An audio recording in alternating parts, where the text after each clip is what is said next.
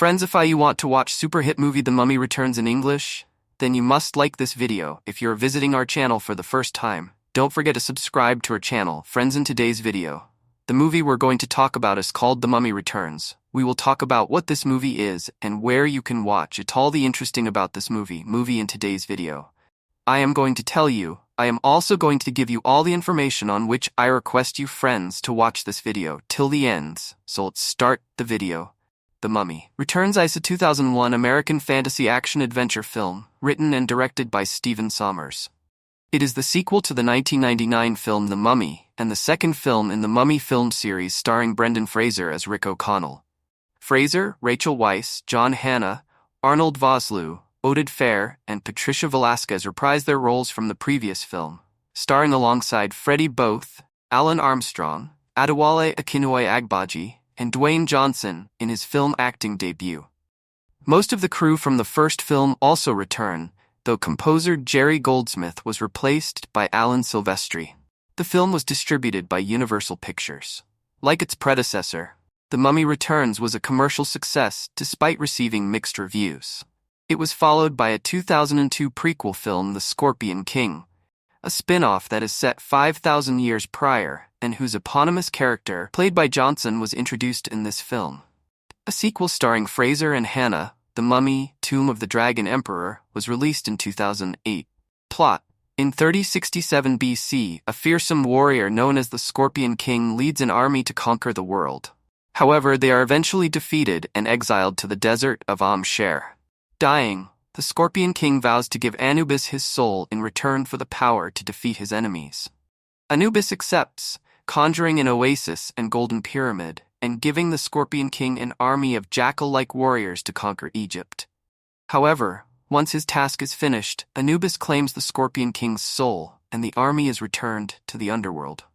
In 1933 AD, 7 years after defeating Imhotep, Rick O'Connell and his wife Evelyn explore ancient ruins with their son Alex, finding the bracelet of Anubis.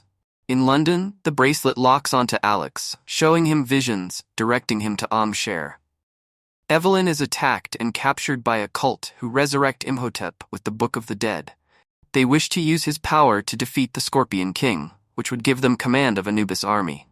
The cult, led by museum curator Baltus Hafez, includes enforcer Lochna and Mila Nice, the physical reincarnation of Imhotep's love, Anck-su-namun. Rick and Alex set out to rescue Evelyn with the help of her brother Jonathan, who had gotten his hands on a mysterious golden scepter, and the Medjay Ardeth Bey, who has returned to help them.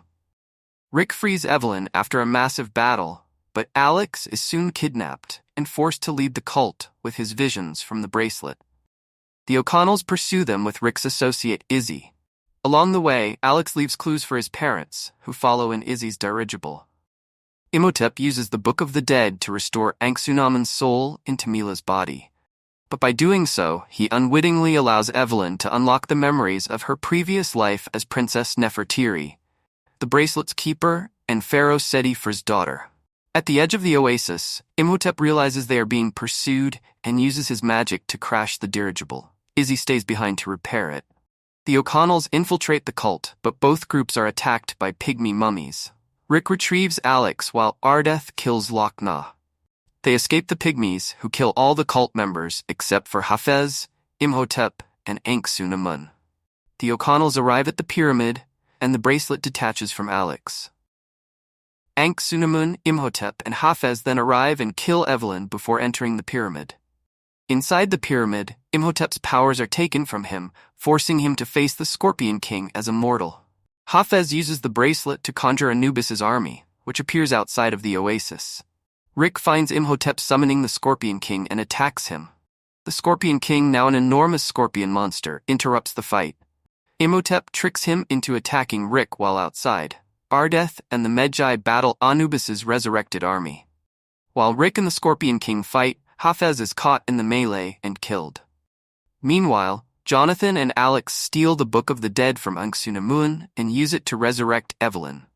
Rick discovers hieroglyphs explaining that Jonathan's scepter is the mystical Spear of Osiris. With the help of Jonathan and the resurrected Evelyn, Rick gets the scepter and uses it to slay the Scorpion King, sending him and the army back into the underworld. As the oasis begins to implode and the pyramid crumbles, Rick and Imhotep cling to the ledge of a pit that leads to the underworld. Rick implores Evelyn to escape before it is too late, but she risks her life to pull Rick to safety. Seeing this, Imhotep pleads for Ankh-Sunamun to do the same, but she abandons him. Heartbroken, Imhotep lets go and falls into the underworld. While fleeing, Ankh-Sunamun inadvertently falls into a pit of scorpions, killing her. At the last moment, Izzy arrives with a modified dirigible and rescues the O'Connells just before the oasis and the pyramid are destroyed, though not before Jonathan swipes the pyramid's diamond capstone. They depart into the sunset, with Ardeth Bay saluting them before riding off. Cast, main article, list of the Mummy film series characters. Brendan Fraser as Rick O'Connell, a treasure hunter and former Legionnaire. Rachel Weisz as Evelyn O'Connell, Nefertiri, respectively, Rick's wife and the daughter of Pharaoh Seti-Thirst. John Hanna as Jonathan Carnahan, Evelyn's brother. Arnold Vosloo as Imhotep, high priest of Osiris and lover of Ankh-Sunamun. Oded Fair as Ardeth Bay, a Medjay chieftain and warrior. Patricia Velasquez as Mila Nice, Ankh-Sunamun, the reincarnated form of Pharaoh Seti-Fir's mistress and secret lover of Imhotep. Freddie Both as Alex O'Connell, Rick and Evelyn's son. Dwayne Johnson as Matthias of Akkad, the Scorpion King, an ancient warrior who sold his soul to Anubis. Ellen Armstrong as Baltus Hafez, the cult leader. Adewale Akinwe Agbaji as Lochna, a cult enforcer.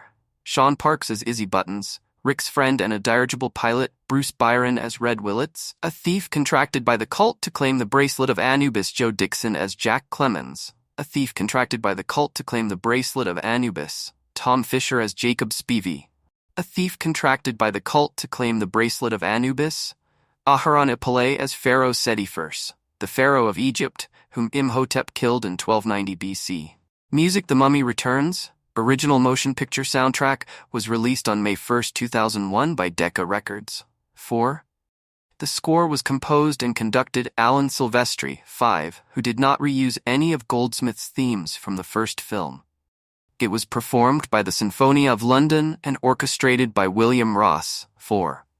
The soundtrack contains Silvestri's as well as a version of the song Forever May Not Be Long Enough by the rock band Live, which slightly differs from the song's album version. A 2-CD expansion was released by Intrada Records in 2018. 6. Reception. Box office. The Mummy Returns earned $23.4 million on its first day of release, then made $26.8 million the day after. This made it the highest Friday and Saturday grosses, surpassing both Toy Story 2 and The Lost World Jurassic Park, respectively.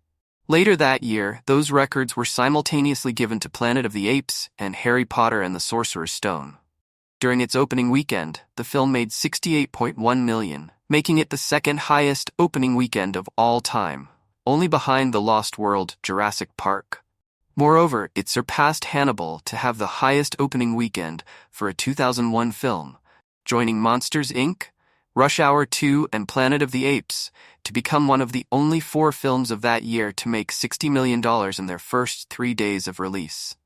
The film also became one of 4 consecutive Universal films of the year to cross the $40 million in an opening weekend, with the others being American Pie 2, The Fast and the Furious, and Jurassic Park 3.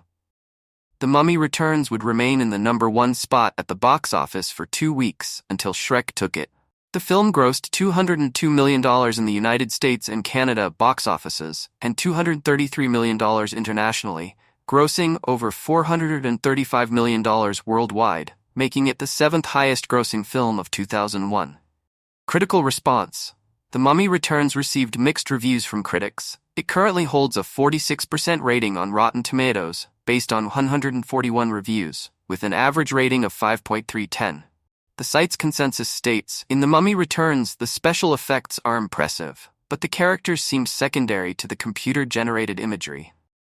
Metacritic reported an average rating of 48 out of 100 based on 31 reviews, indicating mixed or average reviews. Audiences polled by CinemaScore gave the film an average grade of A- on an A+ to F scale.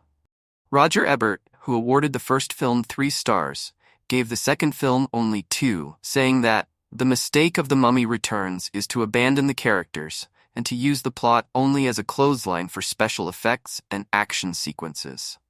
James Berardinelli of ReelViews gave the film 2.5 stars out of 4, calling it hollow, lightweight entertainment, not unpleasant, but far from the summer's definitive action-adventure flick. Kenneth Turin of the Los Angeles Times gave the film a positive review, praising its constant plot turns, cheeky sensibility, and omnipresent action sequences.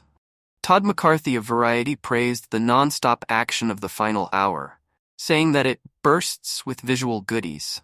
Joe Morgenstern of the Wall Street Journal gave the film a negative review, saying that it has all of the clank but none of the swank of the previous version. Charles Taylor of Salon.com was also not impressed, calling The Mummy Returns everything the first Mummy was fun for not being. It is a curiosity of movie action that too much of it can be boring. Imagine yourself on a roller coaster for 2 hours. After the first 10 minutes, the thrills subside. The mistake of The Mummy Returns is to abandon the characters and to use the plot only as a clothesline for special effects and action sequences. If it were not for references to The Mummy, 1999, this sequel would hardly have a plot at all. 9 years have passed. Brendan Fraser is back again as Egyptologist Rick O'Connell, and Rachel Weisz, the librarian he met in the first film, is now his wife. They have an 8-year-old son named Alex, Freddie both. Also back are John Hannah as the twitty brother-in-law Jonathan, and Arnold Vosloo as the mummy Imhotep, whose name sounds more than ever like an ancient Egyptian chain of pancake houses. Oded Fehr is the worried sage Ardeth Bey, who begins sentences ominously with, "It is written that," until Rick finally snaps, "Where is all this written?" A good question, since much of the story involves a magical pyramid of which it is written, no one who has seen it has ever returned alive. That logically leads us to wonder how they ever found out about it.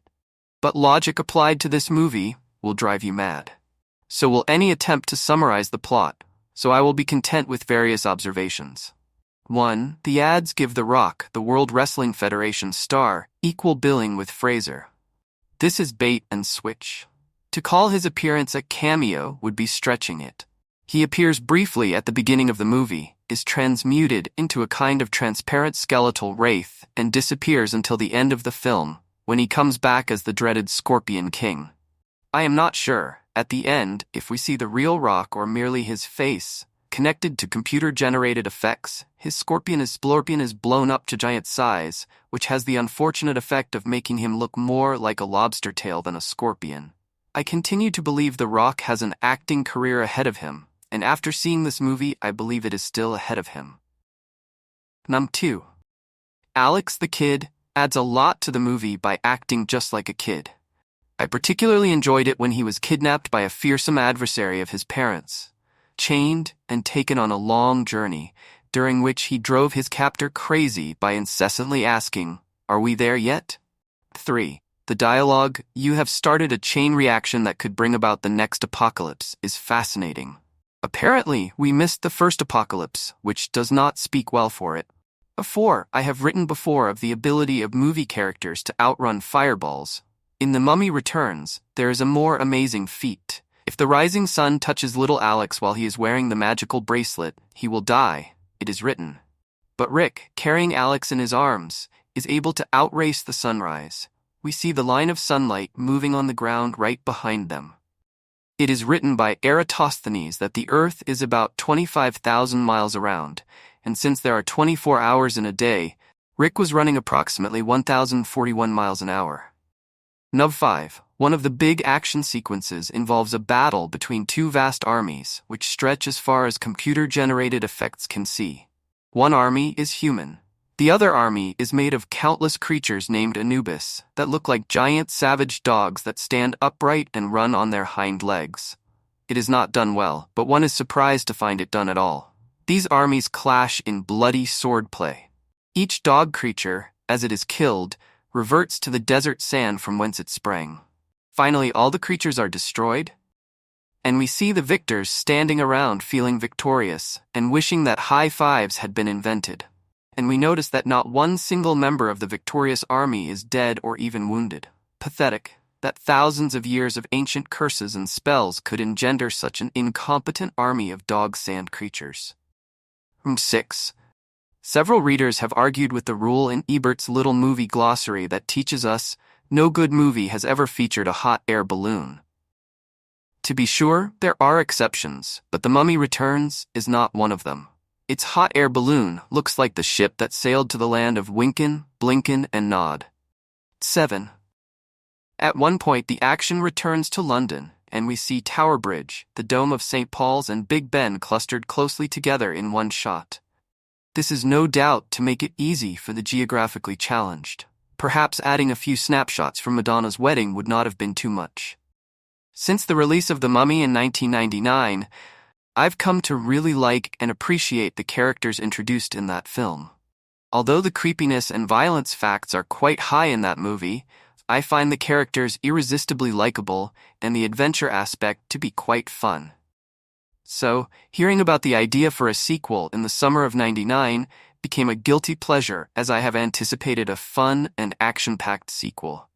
With a plot that seems a little bit forced and with the character's background toyed with a little too much, we have been handed The Mummy Returns. It's action-packed with little to no time to stop and really get yourself reintroduced to the characters. The first movie set up the characters, and this one takes a new story and seems to literally run with it. However, it also stretches their origins a little too far, making almost all of them out to be more than they seem to be originally planned for. As a fan of the characters in the original 1999 film, I was excited to see them again, but felt a little uncomfortable with where their characters were being developed to. Without giving away key plot elements, the idea of reincarnation was heavily brought into this movie. I didn't find it threatening, and it's not a movie to take seriously in the first place. So the main problem I had with it was letting myself accept a character who was seemingly normal and basic now being proposed as a reincarnated version of a former life. Stupid. But please keep in mind this is an adventure story. It's less scary than the first movie, and just plain action and adventure with lots of light-hearted comedy tossed in to make it more enjoyable and fun. It constantly pokes fun at itself, the genre, and even the overall story. A lot more unbelievable and impossible things happen, but seem okay because it should be expected and allowed in a film like that. So do not take the bogus idea of reincarnation seriously when you see this, and just take it as what it is, a plot element that makes some events that take place in the movie possible. I did enjoy, however, a very brief reference to the good book, meaning the Bible, although, how can our God and all the Egyptian mumbo-jumbo coexist? The answer is, it can't. But because this is a fantasy film, who cares? Merely because it is just a laid-back fantasy story. So again, I say don't take all this too seriously at all. Violence is extremely high with wars, people dying left and right, a brief reunion with those wretched scarabs, a brief reoccurrence of that blasted curse that regenerates the mummy, and various other moments. Sex nudity is minor. We do see a flashback to the scene at the beginning of the 1999 film, which shows Aung Soo-namun wearing nothing but a mesh design painted on her nude body that doesn't really show any explicit nudity. Evie and Rick share intimate kisses throughout the film, but nothing beyond a touching, lovey-dovey moment. As far as violence, we often see slicing, stabbing motions with swords and knives, hear the unpleasant sound that accompanies it, but don't see any blood or explicit gore. When we see the scarabs rise from the ground again, they consume a few desert people with a brief visual of some running up the front of a man and exploding, with no bloody results, when they reach his face, which can be, as I admit I did, easily avoidable by the shutting of the eyes. It seems like the gory, really gross moments are a lot fewer here. But when they are, they're briefly taken a step further. In the 1999 movie, Imhotep needs to kill some men to regenerate back to being human. He would suck them dry, basically, and leave almost skeletal remains. In The Mummy Returns, we see a man's face dematerialize and transfer as a mist to the mummy's face, which basically just shows what the mummy does to regenerate. That's not a condoning, but an observations. We also see from a slight distance the Scorpion King, at the end, tear apart a man, although, again, I admit I deterred my eyes. Apart from those, there are many instances of people being shot, stabbed, sliced, etc., that aren't graphic, but just plain violent. Once again, I must alert of the brief appearance of scorpions and tarantulas in the film. When Evie and Rick open a tomb in the beginning of the film, we see a sea of them on the floor, first from a distance and unclear of what they are, and then close up. We then see them again later, and near the end of the film we see a sea of scorpions in the pyramid, and again at the very end as a person is consumed by them, non-graphically. Also, in the beginning, the Scorpion King picks up and bites into a scorpion, with gooey results. The story is alright. It's a decent vehicle to bring the characters back with non-stop action, and to be able to revisit these characters and see what they are doing after 9 years. My main complaint with the story and delivery, besides the fast pace and the reincarnation issues, would be the Scorpion King's presentation at the end. The Rock, who played the Scorpion King, isn't used at all for the final presentation. He is merely presented as a fully computer-animated half-human, half-scorpion creature. And worse yet, it looks horribly fake. It's amazing that in 2001, they couldn't do better than that. On the positive end, the jokes and laughs are seemingly constant, especially if you expect that light-hearted approach to the genre. This sequel is a lot more geared to, probably die-hard fans of the original, and is less likely to be warmly accepted by those who didn't like the first movie. If you hated the first movie, you'll despise this one. If you want a serious, scary movie, don't waste your time here. But to those who want to see it, be advised that it is violent and it is not for young kids in the least bit. Overall, I liked the movie because it was fun, adventurous, funny, and the characters were great. However, I am not too thrilled with the excessive violence, and I can't just recommend this film with a clear conscience. Rather, I will be honest to say I liked it for the reasons I did, and want to warn those interested of what is in store for the viewer. With everything taken into consideration, I can't grant this film more than 3 stars. I advise caution before seeing this film. Read all the content details carefully. It's a rough flick and not suitable for young kids. Distributed by Universal Pictures, release date May 4th, 2001.